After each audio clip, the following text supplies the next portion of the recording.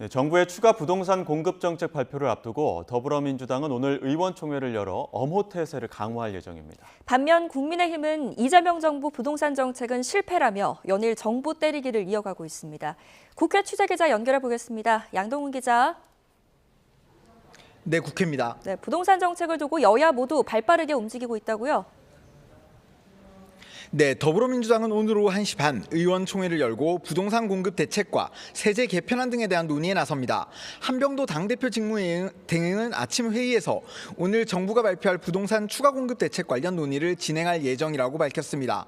또 부동산 문제가 정부와 당 지지율 하락의 중요한 원인 중 하나로 꼽히고 있는 만큼 최근 발표 뒤 비판이 이어진 세제 개편안 등에 대한 의견도 폭넓게 수렴할 방침인데요. 주택 공급을 위해서는 국회에서 관련 법안을 신속하게 처리하는 게 중요하다며 국민의힘의 협조도 거듭 당부했습니다. 반면 국민의힘은 연일 정부의 부동산 정책을 비판하고 있는데요. 장동혁 대표가 위원장을 맡은 부동산 정책 정상화 특별위원회는 오늘 수도권 3기 신도시 고양 창릉 공공주택지구를 찾습니다. 공공분양주택 뉴홈이 본 청약을 앞두고 대출 조건이 바뀌었다는 논란이 불거진 곳인데요. 앞서 장 대표는 정책을 믿고 청약한 국민들에게 정부가 분양 사기를 벌인 것이라며 비판하기도 했습니다. 네, 민주당 전당대회 나흘 앞두고 당권 주자들도 바쁜 발걸음을 이어가고 있다고요? 네, 먼저 1.48%포인트 차이 박빙 선두를 달리고 있는 김민석 후보는 지하철 출근길 인사로 하루를 열고 오후에는 퇴근길 인사에 이어 시장과 번화가를 향할 예정입니다. 사이에는 각종 언론 인터뷰로 바쁜 하루를 채웁니다. 정청래 후보는 자기 지역구인 마포로 향했는데 전체적인 일정은 김민석 후보와 비슷합니다.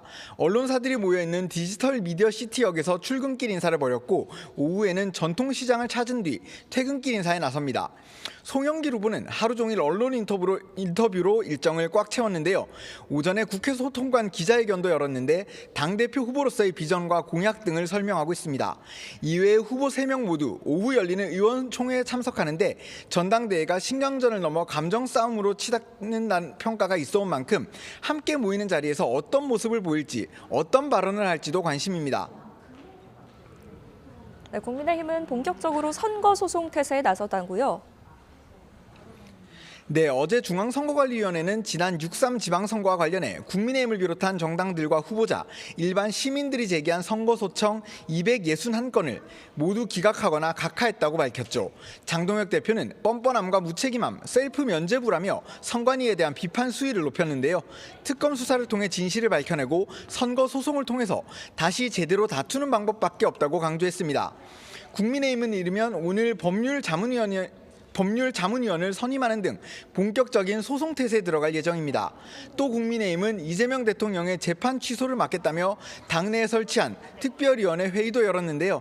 오늘 법무부 감찰위원회가 박상영 검사를 불러 징계를 심의하는 것을 두고 비판적인 목소리가 나올 전망입니다. 지금까지 국회에서 YTN 양동훈입니다.